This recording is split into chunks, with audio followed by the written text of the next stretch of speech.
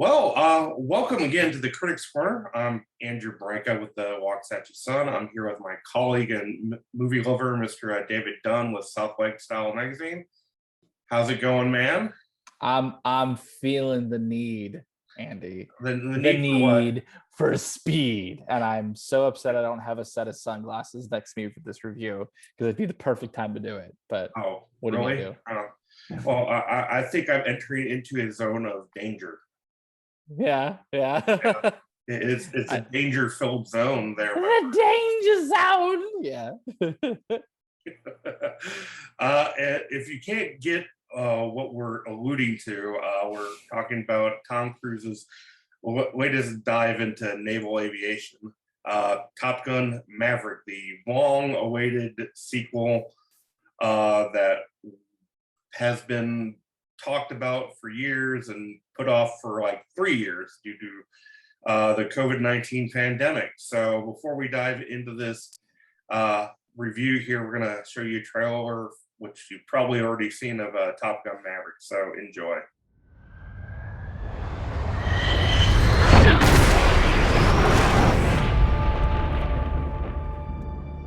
What do we have here? God, here I thought we were special. Fellas, this here's Bagman. Hangman. Whatever. What the hell kind of mission is this?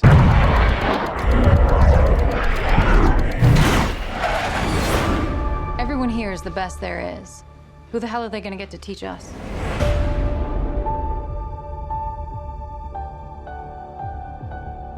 Captain Pete Maverick Mitchell. Let me be perfectly blunt. You are not my first choice. You are here at the request of Admiral Kazansky, AKA Iceman. He seems to think that you have something left to offer the Navy. What that is, I can't imagine. With all due respect, sir, I'm not a teacher. Just want to manage expectations. What the hell? Good morning, aviators. This is your captain speaking. And we're off.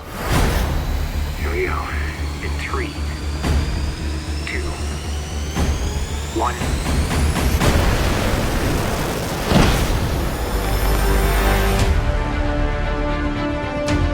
We're going into combat on a level no living pilot's ever seen. Not even him. You think up there you're dead. Believe me.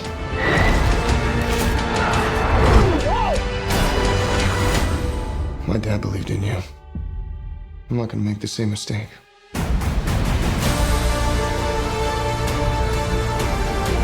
Someone's not coming back from this. Those are your pilots. Anything happens to them. Smoke in the air! You'll never forgive yourself. No turning back now. Come on!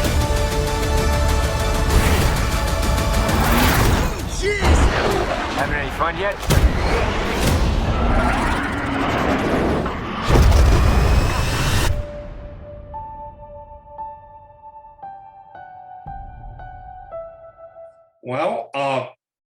I'm excited to talk about this movie. So why don't you give a little bit of synopsis for our viewers here, and we'll go from there. Yes, sir. So Top Gun Maverick, as you've already said, Andy, is the sequel to the 1986 dogfighting classic Top Gun, wonderfully directed by Tony Scott, who was formerly Ridley Scott's brother. May he rest in peace. This sequel, which is coming out 36 years after the original came out, like 36 years. I've never heard of that large of a gap between movies, but the film takes place 36 years later. Features a much elder Tom Cruise as a much elder Pete Maverick Mitchell, who is a pilot and flight instructor for Top Gun. And long story short, there's this very dangerous mission involving nuclear warheads, as is with every Tom Cruise movie, pretty much. All of Top Gun's top recruits are being recruited back to the school to be trained for this super dangerous, super lethal flight mission.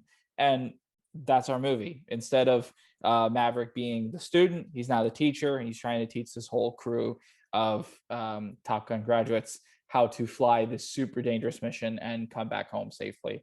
And I gotta say, Andy, I was blown away by this movie. I am one of those people that am not overly fond of sequels. I'm even less fond of legacy sequels. And I think most recent movies with Home Sweet Home Alone and Space Jam: A New Legacy have really kind of soured my taste of sequels, because it's like you have this great original movie that stands perfectly well on its own, and then you have like these studios like several years later trying to bring it back from the dead to squeeze another buck out of it. I hate it. I'm tired of it. I was expecting the same thing with this movie, and I got something completely different. This is, I don't.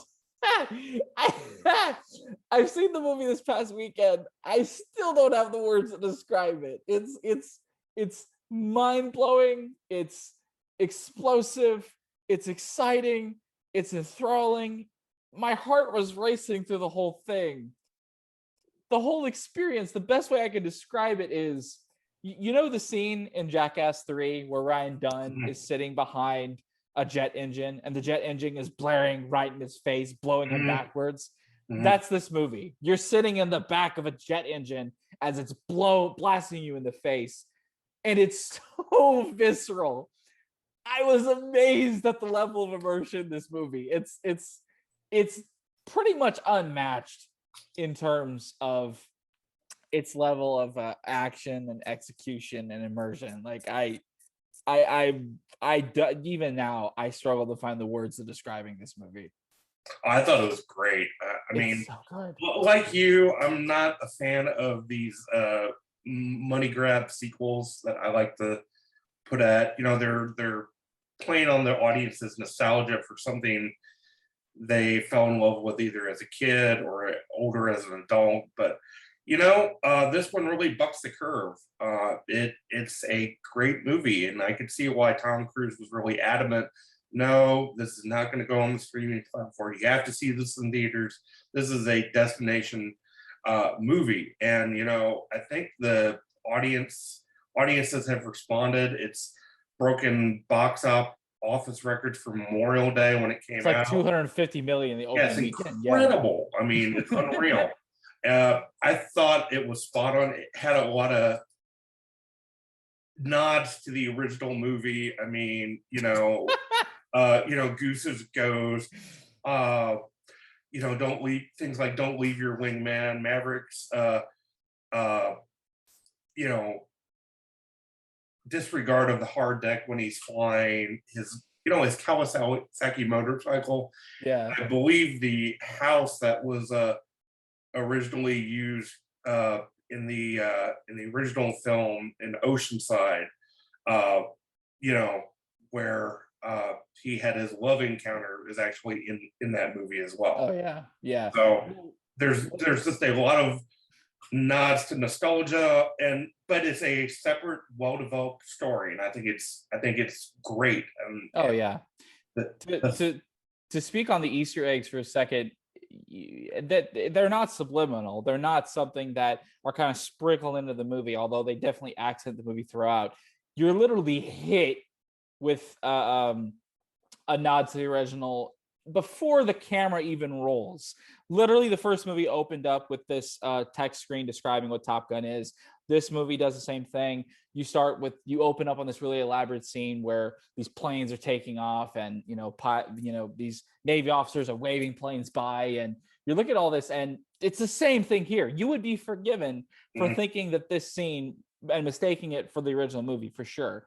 And normally I would criticize a movie for that. It's like, okay, you're doing you did it in the first movie and you're just repeating it here, that's lazy.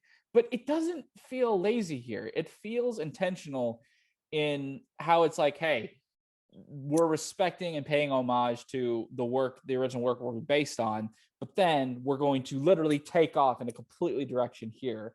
And you open up on Maverick, 36 years ago, he was flying a jet engine. What's he doing now? He's still flying a jet engine.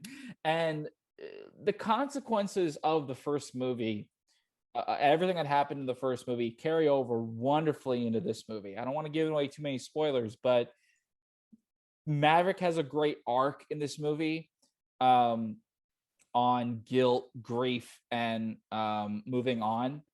And there's another character in here. They give away his identity in the trailer. I don't know how much I want to go into it, but he's played by Miles Teller, and he's great in there too. He kind of acts as this mirror to Maverick, in that while he's not responsible for what happened 30 years ago, he is a catalyst of it. So there are a lot of scenes where they're mirroring each other, and it's just, you feel the tension, you feel the unease, you feel the resentment, but you also feel the mutual love and appreciation between them as well. I was expecting the visuals to be great in this movie. You know, Tom Cruise is a master of practical effects. He does his own stunts.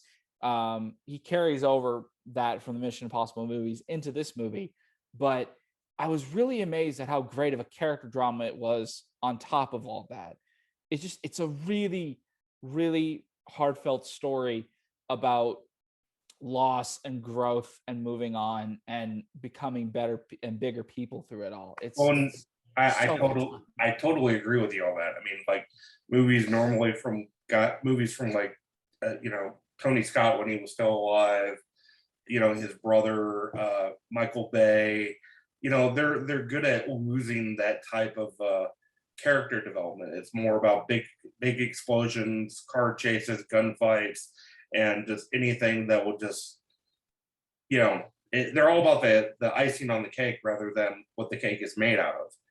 And this was actually good. I mean, you actually cared for Maverick. You cared what was going to happen to him. You understood, everybody can relate to loss because everybody's lost somebody. And, that loss, even 36 years later, it's still painful. It still influences his life. Yeah. It still has an impact on his life and the decision that he made and how it shaped his character. The point I really, really, and speaking about character development, that I really loved in this movie was how they brought Val Kilmer into the mix and how they treated him with so much respect. And the fact that Tom Cruise said he wanted to make another Top Gun movie without Val Kilmer, that said a lot, not only about Tom Cruise, but also about the producers and the director and the writers. Yeah. Put him in a movie where it wasn't demeaning to him, it wasn't poking fun at him, it gave him back that respect that he has earned as an actor and earned as a person. And it just gave him a lot of dignity in the movie, and I really love that. And just that scene with him in there where they're communicating, and for people who don't know, Val Kilmer had throat cancer, which basically took away his voice. So they, in a sense, they kind of work with his disability and make movie magic happen. That movie magic is the word, man. I was so shocked when he appeared on screen. I knew they were going to make allusions and references to him because we've obviously seen his picture in the trailer and all that. But when he's in the movie and he's interacting with Tom Cruise, you're like, holy crap, this is Iceman. This is Iceman and Maverick back together. And I agree with you completely. They had a lot working against them with bringing him into this movie, but they did a really great job honoring Iceman as a character, honoring Val Kilmer's performance as him, and bringing him into the fold of this movie 36 years later, where he feels just as vital, just as important, just as relevant to this movie and to this franchise and the story as he was 36 years ago. It's mind-boggling how much they do with this. One thing I do want to talk about that really impressed me more than I thought it would were the dogfights. The cinematography was great. Brilliant. But what I was really amazed by was similar to a few years ago, they shot a lot of it practically, with the planes flying and pulling off these crazy tricks and all that. But in the cockpit, you see the actors and you see them reacting to each other and the battlefield. And doing all this crazy stuff. And I'm looking at this, I'm like, what? Like, and that's what gives the movie its realism. You talked about how this movie faced like 3 years of delays. I'm amazed that this is, technically speaking, a 2019 movie, but coming out in 2022 with just as much viciousness, just as much power, just as much impact as it would have several years ago, because it was shot practically, because Tom Cruise emphasized the importance of filming it practically, not using CGI, not relying on visual effects, but relying on planes and pilots and what they actually have in their hands and their disposal. It was amazing to witness, and it gives this film that level of authenticity that's so rare, not just in action movies, but in movies, period. Well, it gives it a lot more credibility. I mean, you want to, and this no ways compares to what they did in Top Gun, but you look at movies like the original Star Wars trilogy, you know, episodes 4, 5, and 6. They use practical effects in that movie. And yeah, they were shot in the 70s and 80s, but they stand up well today. And that's the reason why. Yeah. And I am a big fan of, if you can do it practical, then do it practical. Make it real for the audience. And it provides so much more depth and character. And it just adds another layer of fabric to this story. Yeah. And not saying I'm against CGI or anything, because there's some things, granted, you have to use in CGI. I get that. But if there's any time that you can make something practical and you can do it, and it's fairly reasonable to do, I say go for it. And yeah, you know, it was cool that, like in the 1986 original movie, the Navy was on board with this, as were they in Top Gun Maverick, which I thought was great. And you know, Tom Cruise even said in the opening of at least the film that I was in, gave a little message before the audience that these were real F-18s that we used in the movie. You know, nothing, this was real flying, nothing was faked or anything like that. And I'm like, wow, that is just that's just cool. But the one thing I do have to pick on about Tom Cruise, and I'm an aviation fan, and I'm a big aviation buff. The one chink in the whole Top Gun armor, and it's a minor chink, but I have to say it, that it shows him in his hangar, with his personal hangar, with a P-51 Mustang, which civilians can own today because, you know, they're demilitarized and they can fly them. But I've looked on forums and aircraft brokerage sites. That's about a $1.5 million aircraft to buy on your own. And I don't think a captain in the Navy could really afford to buy a P-51 Mustang just on his salary alone. I mean, he could have saved money. His buddy Iceman could have given it to him as a Christmas gift. You don't know, but no, that's my only gripe. The only complaint I have for this movie, it's a minor complaint, and it doesn't really take away from the film at large, but they did introduce a new love interest for Tom Cruise and Jennifer Connelly, which, let's be honest, Jennifer Connelly is a treasure. I love me some Jennifer Connelly. If she's in a movie, I'm gonna love Jennifer Connelly. Jennifer, call me. Huh? Jennifer, call me. Me first, yeah. But her presence in this movie, as organic and as real as everything else is, her presence in this movie felt the most manufactured. It didn't feel like she had a real reason to be in here. It felt like she was in here because, oh, this is a Tom Cruise produced movie. Tom Cruise needs a love interest. Let's bring in Jennifer Connelly. So out of all of the elements in this movie that was so fluid and so natural and worked so well, that was the only one I was like, okay, this kind of feels a little more artificial, so to speak. That being said, she still offered a fine performance. I think Tom Cruise and her had fine chemistry in the movie. I just don't think their chemistry was as great as the chemistry between Tom Cruise and Miles Teller, the chemistry between him and Val Kilmer, the chemistry between him and John Hamm. Pretty much everyone else in this movie felt and reacted to each other more authentically than I felt Tom Cruise and Jennifer Connelly did. But again, that's a minor complaint out of everything, every so massive achievement that this film makes. No, I agree. I think I've seen other films where they put in a character like that where it's not necessarily needed, but it's erroneously bad. Her performance didn't detract from the movie as a whole. I thought it was No. fine. I didn't have a problem with it. I figure there's always going to be some kind of love interest because Maverick is the ladies' man, and Oh yeah, yeah. always has to get his lady. So I didn't mind it too much.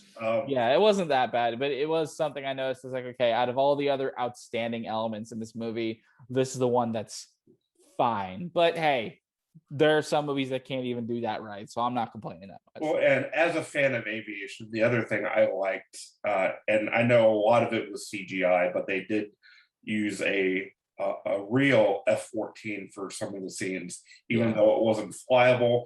I thought that was a nice nod to bring that back, even though the Navy has retired all those types of aircraft from service. I thought that was a great tie-in to the movie. It's so cool everything they achieved in this movie, man. From a technical standpoint, from a storytelling aspect, from a performance standpoint, it's immaculate. I make no exaggeration when I say this is my favorite action movie of the year, and totally, it's so great.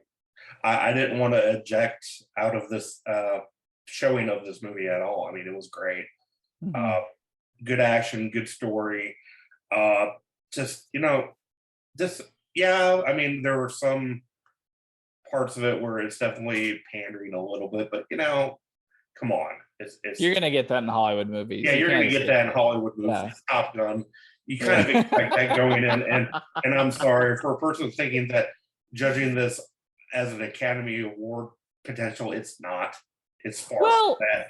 Apart from like visual effects and stuff like that. Visual effects, film editing, sound editing. I think there's a lot of merit in the technical awards. Will Tom Cruise be nominated for Best Actor? Probably not. Yeah, but I mean, from like a story aspect, it's definitely not a contender for that. It's one of those films you can just go. It's what the movies were created for. It's for that escape, for you to go and enjoy a film like this. And on that it far exceeded that, and it was definitely worth the wait. So big time. Well, I think we need to give a rating for Top Gun Maverick here. So how many logins attempts do you give for this film out of 10 here? I give it a solid. If we're keeping to just solid numbers, 9. If you want me to be super specific, 9.5. Like I said, the Jennifer Connelly romance did detract a little bit for me, but considering the amount of scale and scope and gravitas and just amazing jet fighting action sequences we see in this movie, and not just that, but the fact that there's actual characters behind it, there's an actual story behind it, there's heart, there's humor, there's emotion in there that compels you through all that action. You said it yourself. This is you're watching movie magic on the screen, and movies like Top Gun Maverick are why I go to the movies. Oh, definitely. I would say I'd give it a 9. Just for everything I've said, it's a great movie, and I would say if you're really interested in aviation, I'm taking lessons to be a pilot myself. It just inspires me to finish, my license up and, get ready to take the skies. But take to the skies. But check out any local aviation museum. There's a bunch in the areas if you're really interested in that, and go to an air show. I mean, it's just you see that same type of feeling watching these aerial performances in this film. So absolutely. if you want your craving for speed and adrenaline and jet fuel, get your fix for that, definitely hit up an air show. So I think that's going to do it for today. So like I said, if you have any thoughts, questions, or want to give us your opinion, we'll be glad to listen to you. Just hit up on the social networks here on Facebook, Twitter, and through email. So just give us a like and a shout, and we'll be glad to listen to you. So take care, and we'll see you guys back next week. See y'all next week, everybody.